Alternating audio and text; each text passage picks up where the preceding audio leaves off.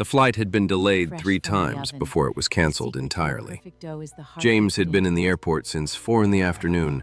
First the delay, then the gate change, then the second delay, then the third, then the gate agent's particular expression that precedes a cancellation by approximately 90 seconds.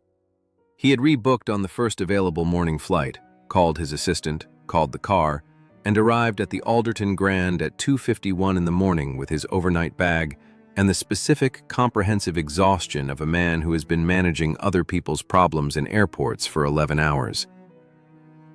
He checked in under his own name, which the night desk clerk processed with the professional calm of someone who has been trained not to react, though James noticed the brief recalibration behind the young man's eyes when he read the name on the card.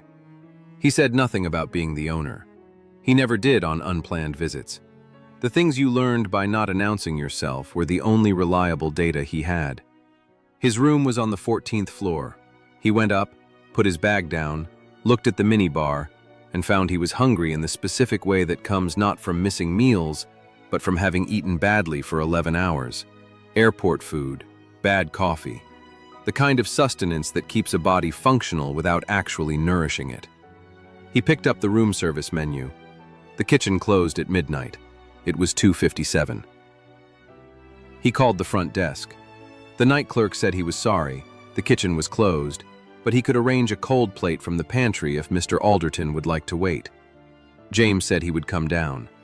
He put his jacket back on. He took the elevator to the ground floor. He found the night clerk, who led him through the service corridor toward the pantry, a route James had never taken in this building, though he had stayed here twice before, always through the lobby, always through the front entrance, always in the manner of a guest rather than a person who owned the building. They passed the kitchen. The lights were on. James stopped. He said, "Someone's in the kitchen?" The clerk said, "That's Sylvia, the overnight baker. She comes in at 11. James said, "At 11? The clerk said, "Every night. The bread has to proof for 4 hours before the morning service." James stood in the service corridor and looked through the small window in the kitchen door. Inside, a large commercial kitchen, the line dark and cold, the pastry section at the far end lit and warm. A woman in a white baker's coat was at the work table, her hands moving through a large mound of dough with the rhythmic, unhurried confidence of someone who has done this 10,000 times. A small radio on the shelf above her was playing something quiet. Strings, a melody he almost recognized. The kitchen smelled of yeast and warmth. He said, "I'll go in there." The clerk looked at him. He said, "Sir, she's working." James said, "I know. I'll stay out of her way." He pushed open the kitchen door. Before we continue, if you believe that the people who work while the world sleeps deserve to be seen by the world they make possible, please like this video, subscribe to Still Waters Stories, and share this with someone who needs to believe in people again today. Sylvia heard the door. She did not stop working. She said without looking up, "Pantry's the second door on the left." James said, "I'm not looking for the pantry." She looked up. She assessed him in 1 second. The rumpled suit, the overnight bag, the frameless glasses, the particular look of a man who has been in airports too long. She did not recognize him. She returned to her dough. She said, "Kitchen's closed." He said, "I know. I was hoping I could sit for a minute. It's warm in here." She looked at him again. She said, "There's a stool by the proofing rack. Don't touch anything." He found the stool. He sat down. He put his overnight bag at his feet. He looked at the kitchen, the lit warmth of the pastry section against the dark cold of the line behind it, the proofing rack with its covered rounds of dough, the radio playing its quiet classical program, the woman at the work table whose hands had not stopped moving since he came through the door. He said, "What are you making?" She said, "Sourdough, brioche, dinner rolls, and a honey wheat for the breakfast buffet." He said, "All of that tonight?" She said, "Every night." He said, "What time do you finish?" She said, 7.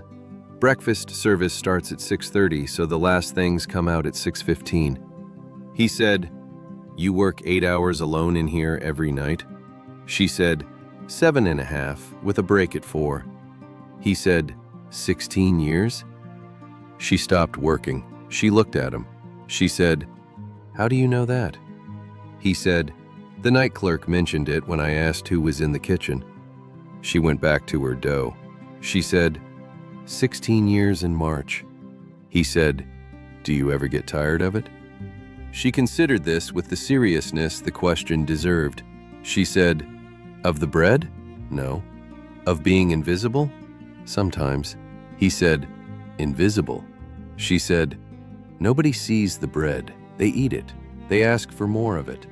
Somebody said once it was the best bread they'd ever had at a hotel, but they said it to the waiter." She paused. "Nobody's ever said it to me." James was quiet for a moment. He said, "I'm sorry." She said, "Don't be sorry. It's just how it is." She shaped a loaf with 2 efficient movements and set it in a pan. "I didn't take this job to be seen. I took it because the hours fit and I'm good at it and I like the quiet." He said, "What do you like about the quiet?" She said, "Nobody needs anything from me for 8 hours." She said it without bitterness, the simple fact of someone who has found, in the specific solitude of night work, a space that belongs entirely to her. "I have my radio. I have my dough. I have the smell of something good coming out of the oven at 5 in the morning when the whole city is still asleep. That's enough." He said, "Is it?" She looked at him. She said, "Most people ask that like it shouldn't be, like there must be something more I want." He said, "I'm not asking it like that." She studied him for a moment. She said, "Then yes, it is." She covered the shaped loaves and moved to the brioche. He watched her work. There was something in the watching that he had not expected, not the observation of an owner assessing an operation, not the evaluation of a professional examining another professional's technique, but the simpler thing of watching a person do something they know how to do, and finding in that the specific rest that competence on display provides to the person watching. He had spent 11 hours in airports looking at his phone. He had not rested once. He said, "Can I ask you something?" She said, "You've been asking me things for 10 minutes." He said, "What's the thing you'd change? About this job, about this kitchen, about anything in the building, if you could change one thing?" She was quiet for a moment, working the brioche dough. Then she said, "The proofing temperature is 2 degrees too cold. Has been for 3 years. I've mentioned it twice." She paused. "The bread comes out right because I compensate." "But I shouldn't have to compensate." He said, "What else?" She looked at him. She said, "Why?" He said, "Because you've been here 16 years and nobody's asked." She was still for a moment. Then she said, "The radio mount on that shelf is loose. It's been loose for 8 months. I've put a folded napkin under it to keep it from sliding."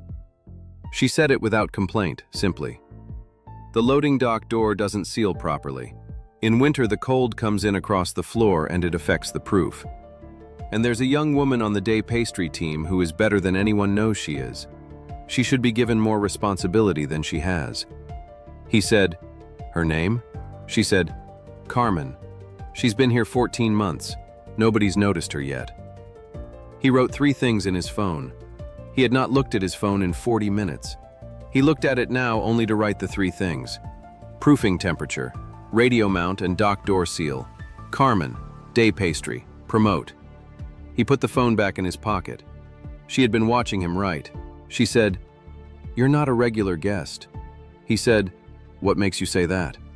She said, "Regular guests don't ask what I'd change. They don't write things in their phone when I answer. And they don't know how long I've worked here." He said, "No." She said, "Who are you?" He told her.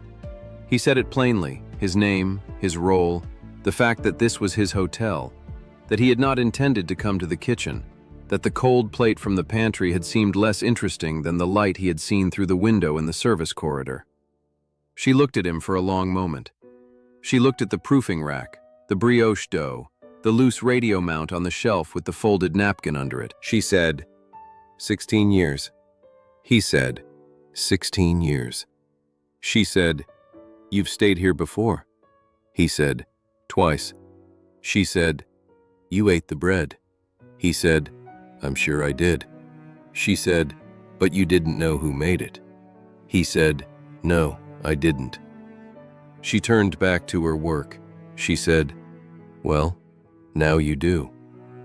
He sat on the stool until 4 o'clock, when she took her break, a cup of tea from the small kettle on the shelf, sitting on a second stool she pulled from the corner, the radio still playing its quiet program.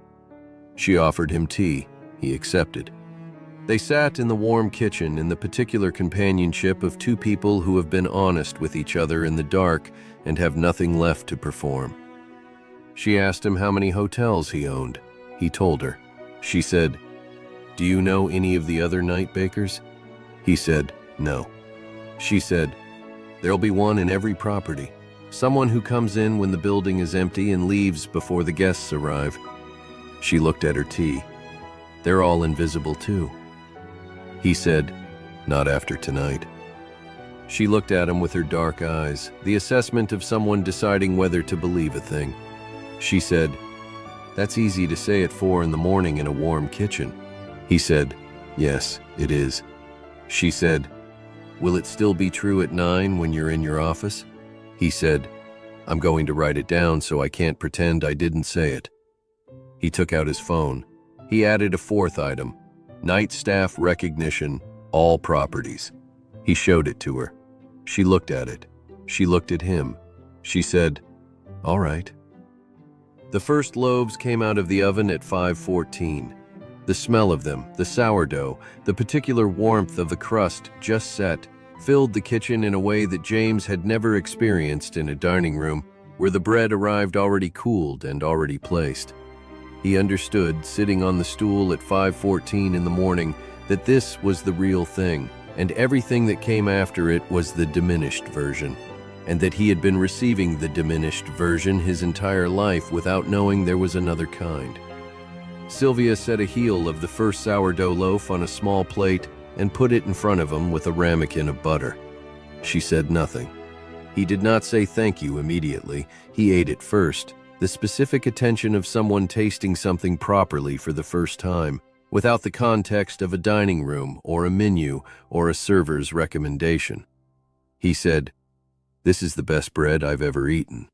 She said, "I know." He said it the way it should have been said, to her, not to a waiter. She received it with a small nod, not modest, not performing humility, simply receiving what was accurate. He left at 6:45 before the day staff arrived. The morning was cold and blue outside the service entrance, and the city was beginning to find its first light.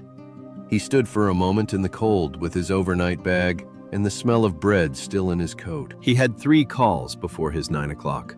He had a flight at noon. He had 43 hotels and the accumulated weight of everything that running them required. He took out his phone. He looked at the 4 items he had written. He sent them to his operations director with a single line. "These are not suggestions." The proofing rack was adjusted within the week. The radio mount was fixed the same day. The dock door seal was replaced before the end of the month. Carmen was promoted to lead pastry on the day shift 2 weeks later. She cried when she was told, which nobody had expected, and which her supervisor noted in the message she sent James was the specific crying of someone who has been waiting a long time to be seen. The recognition program for overnight and early morning staff took 4 months to develop and was rolled out across all 43 properties simultaneously. It was not elaborate, a protocol, a name, a conversation, the simple acknowledgement that the hotel existed at 3 in the morning because someone made it exist. James wrote the introduction to the program himself. He did not mention Sylvia by name, but in the section about why the program existed, he wrote, "Because someone handed me a stool at 3 a.m. and I finally understood what I owned." Sylvia read about the program in the staff newsletter 6 months after their conversation. She read it on her break at 4 in the morning, on her second stool in the corner, with her cup of tea and the radio playing its quiet, classical program. She read it twice. Then she put the newsletter down. She got up. She went back to her dough. The bread didn't make itself. If this story moved you, please like this video, leave a comment, and share it with someone who needs to hear it today. Subscribe to Stillwater's Stories for more stories of courage, grace, and the small human decisions that turn out to matter more than anyone knew. And tell us in the comments, is there someone in your life who shows up in the dark so that your day can begin?